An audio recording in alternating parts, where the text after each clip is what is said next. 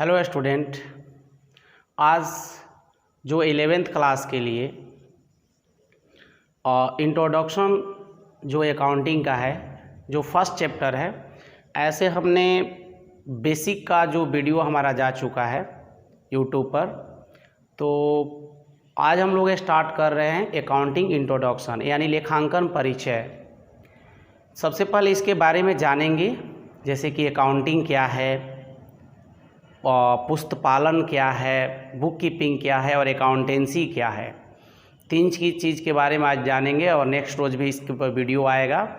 और जैसे ही ये चैप्टर हमने ख़त्म करेंगे उसके बाद न्यूमेरिकल चैप्टर स्टार्ट हो जाएगा अकाउंटेंसी का।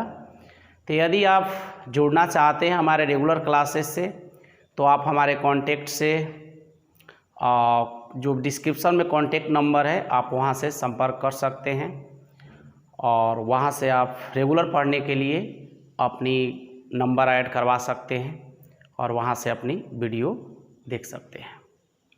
तो आज देखिए, हम सबसे पहले लेखांकन के बारे में बात करेंगे। अकाउंटिंग क्या है? तो हमने लिखा है कि लेखांकन सौदों एवं घटनाओं को जो आंशिक रूप में अथवा कम से कम वित्तीय प्रवृत्ति के होते हैं, प्रभावपूर्ण विधि एवं मौद्रिक रूप में लिखने, वर्गीकृत करने और सारांश में व्यक्त करने तथा उनके परिणाम की व्याख्या करने की क्या है? कला है। देखिए, वैसे लेन देन, लेखांकन वैसे लेन देन जो रुपया पैसा से जुड़ा हुआ हो, जो मौद्रिक लेन देन से जुड़ा हुआ हो, उसे प्रभावपूर्ण विधि से और मौद्रिक रूप में लिखने, वर्गीकृत करने और सारांश में व्यक्त करने तथा उन्हें उनके परिणाम को व्यक्त करने की क्या है? कला है। लेखांकन क्या है? एक कला है कि जो भी रुपया पैसा से जुड़े हुए सौदा है या लेन देन है जो वित्तीय प्रवृत्ति का है, जिसके बदले में या तो रुपया आया है या तो रुपया गया है।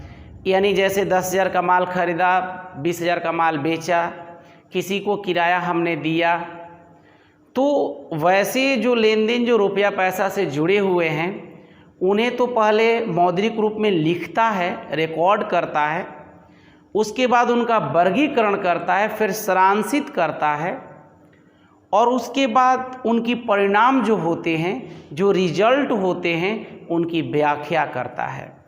तो हम कह सकते हैं कि लेखांकन जो है, लेखांकन यानी अकाउंटिंग है जो भी सौदे या घटनाएं जो आंशिक रूप में या कम से कम वित्तीय प्रवृत्ति का होना चाहिए और उसके प्रभावपूर्ण विधि से माने रूल रेगुलेशन के साथ मौद्रिक रूप में लिखने, वर्गीकरण करने और सारांशित करने और उन लेन देनों की जो परिणाम हैं उनकी व्याख्या करने की कला को हम क्या कहते हैं? लेखांकन कहते हैं। एक और आप लोगों को परिभाषा बहुत आसान हमने लिखा हुआ है कि लेखांकन आर्थिक क्रियाओं के परिणाम को माप करने और प्रतिवेदन देने का एक क्या है? साधन है। देखिए, लेखांकन आर्थिक क्रिया, देखिए क्रिया दो तरह का होता है, ह्यूमन का जो मानव का जो आर्थिक क्रिया और एक होता है अनार्थिक क्रिया। वैसी क्रिया जो रुपया पैसा से जुड़ा हुआ हो उसको आर्थिक क्रिया, और जो ऐसी क्रिया मानव की जो रुपया पैसा से जुड़ा हुआ नहीं हो वो अनार्थिक क्रिया कहलाता है। जैसे एक आप लोग के लिए जो मम्मी करती हैं, जो मम्मी आप लोग के लिए वर्क करती हैं, वो अनार्थिक क्रिया है। लेकिन आप एक दुकानदार से जो वस्तु खरीदते हैं और वो जो क्रिया करता है आपके साथ, उसे हम कहते हैं आर्थिक क्रिया। यानी जो मानव की क्रिया जो रुपया पैसा से जुड़ा हुआ हो वो आर्थिक है और जो रुपया पैसा से जुड़ा नहीं हो वो अनार्थिक क्रिया है। तो लेखांकन आर्थिक क्रियाओं के परिणाम को, यानी जो भी आर्थिक क्रिया है जो रुपया पैसा से जुड़े हुए क्रिया है उसके परिणाम को माप करता है और माप करके उसके जो भी परिणाम आता है, रिजल्ट आता है, उसे प्रतिवेदन देने का एक क्या है? ये साधन है जिसके द्वारा हम लोग जितने आर्थिक क्रिया होती है उन्हें मापते हैं और माप कर इनके द्वारा एक प्रतिवेदन तैयार करके, रिपोर्ट तैयार करके जो इससे संबंधित लोग हैं उनको हमें पेश करते हैं। ये लेखांकन का वर्क है। तो वही हम लोग बताए कि लेखांकन आर्थिक क्रियाओं के परिणाम को माप करने और प्रतिवेदन देने का साधन है। प्रतिवेदन मतलब रिपोर्ट होता है। तो हम आर्थिक क्रियाओं के माप करते हैं, फिर उसका रिपोर्ट बनाते हैं, कहाँ प्रॉफिट हुआ, कहाँ लॉस हुआ, कितना एसेट्स है, कितना लायबिलिटीज़ है, इनका रिपोर्ट बनाकर उन्हें हम सौंप देते हैं जो इनसे जुड़े हुए हैं व्यवसाय से। तो हमने पढ़ा कि लेखांकन एक साधन है, जैसे साइकिल आने जाने का साधन है, उसी तरह लेखांकन भी एक साधन है जिसके द्वारा आर्थिक क्रियाओं के परिणाम को हम मापते हैं, रिजल्ट निकालते हैं, और जो रिजल्ट आता है उसको रिपोर्टिंग के द्वारा जो ऑनर है, जो व्यक्ति है, जो इससे जुड़ा हुआ है, उसे हम पेश करते हैं। तो ये रहा अकाउंटिंग के बारे में। ऐसे अभी हम लोग डिटेल में पढ़ेंगे कि अकाउंटिंग का क्या करैक्टरिस्टिक्स है, विशेषता क्या है, हमें एडवांटेज क्या है इसका, ये सारी बातें हमें पढ़ेंगे। लेकिन अभी थोड़ा थोड़ा इसके बारे में आप लोग को बता दें। अब पढ़ेंगे हम लोग पुस्तपालन, बुक कीपिंग। पुस्तपालन व्यावसायिक लेन देनों के नियमित एवं सुव्यवस्थित ढंग से लिखने की क्या है, कला है। यानी जिस नियम कानून के अनुसार, जिस सिस्टम के अनुसार हम लोग व्यावसायिक लेन देन को नियमित और सुव्यवस्थित ढंग से लिखने का जो काम करते हैं, उस प्रोसेस को, उस क्रिया को पुस्तपालन कहा जाता है, बुक कीपिंग कहा जाता है।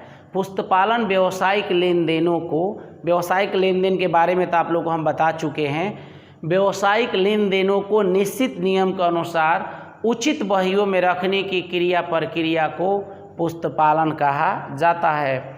यानी इसके द्वारा ही कोई लेन देन हम लिखते हैं, इसी नियम के अनुसार हम कोई लेन देन को लिखने का काम करते हैं। अब आपको बता दें कि पुस्तपालन प्रणाली का जन्म 1494 ईस्वी में इटली में हुआ था। इसको फर्स्ट टाइम जो मॉडर्न जो युग में, जो आज आधुनिक समय में जो इसका जो आविष्कार हुआ, वो 1494 में इटली यानी वेनिस शहर से स्टार्ट किया गया था। और इसके जन्मदाता थे लुकास पेसियोली, जो कि इसकी प्रोपाउंडेड किए थे, इसको आविष्कार किए थे, इसको प्रतिपादन किए थे। तो पुस्तपालन ही फर्स्ट टाइम जो है, जो लिखने के नियम कानून है, जिस नियम कानून के अनुसार हम कोई भी लेन देन को, व्यावसायिक लेन देन मतलब आपको बताया गया था, कोई वस्तु खरीदना, बेचना, रेंट देना, कमीशन देना, रेंट रिसीव करना, तो इस तरह के जो लेन देन हैं उनको लिखने का जो जिस नियम कानून के अनुसार हम लिखते हैं, उसी को बोलते हैं हम लोग क्या, पुस्तपालन। अब लोग पढ़ेंगे अकाउंटेंसी के बारे में। अकाउंटेंसी कहा जाता है कि अकाउंटिंग का आत्मा है। कि इसलिए आत्मा कहा जाता है कि क्योंकि जो लेखा कर्म में जो सिद्धांत, रूल रेगुलेशन बनाया जाता है, उसी नियम और रूल रेगुलेशन का फॉलो अकाउंटिंग में किया जाता है, लेखांकन में किया जाता है। और लेखाकर्म हमें ये भी बताता है कि कैसे कोई भी अकाउंट हमें बनाना है और कैसे व्यवसाय से संबंधित सूचनाओं को सारांशित करना है, और इससे हित रखने वाले, इससे संबंध रखने वाले लोगों को किस प्रकार उन्हें सूचना प्रेषित करना है, उन्हें पहुंचाना है। तो इसलिए कहा गया कि अकाउंटेंसी जो है लेखांकन की आत्मा है। यानी जो रूल रेगुलेशन अकाउंटेंसी में बनाया जाता है, लेखाकर्म में बनाया जाता है, उसी को फॉलो लेखांकन में किया जाता है। जैसे हमने लिखा है कि लेखाकर्म समस्त लेखांकन प्रणाली की आत्मा है। यानी जितने लेखांकन प्रणाली है उनकी आत्मा माना जाता है। यह उन सिद्धांतों और तकनीकों को से संबंधित है जिनका प्रयोग लेखांकन में किया जाता है। इसमें वैसे सिद्धांत या रूल रेगुलेशन को फॉलो किया जाता है जिसे हम लेखांकन में प्रयोग करते हैं, और यह हमें बताते हैं कि पुस्तक किस तरह तैयार किया जाए और लेखांकन सूचनाओं को कैसे सारांश तैयार किया जाए, और जो भी इससे संबंध रखने वाले हैं लेखाकर्म या अकाउंटिंग से, उनके पास कैसे सूचना प्रेषित किया जाए, पहुंचाया जाए।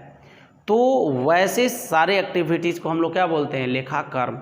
यानी एक लाइन में अगर कोई पूछे कि लेखांकन क्या है, और लेखांकन के बारे में तो आपको बताए, लेखाकर्म क्या है, तो आप कह सकते हैं कि लेखाकर्म जितने लेखाकर्म की प्रणाली है, जितने सिस्टम है लेखा करने के, उनकी आत्मा होता है।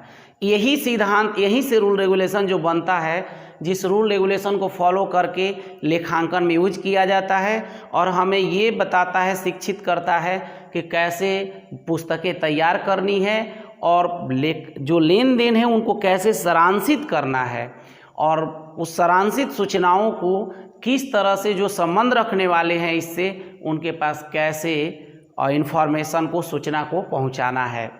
देखिए हमने लिखा है कि पुस्तपालन, लेखांकन तथा लेखाशास्त्र में संबंध। अभी आज आप लोग को लेखांकन, पुस्तपालन और लेखाकर्म के बारे में बताए।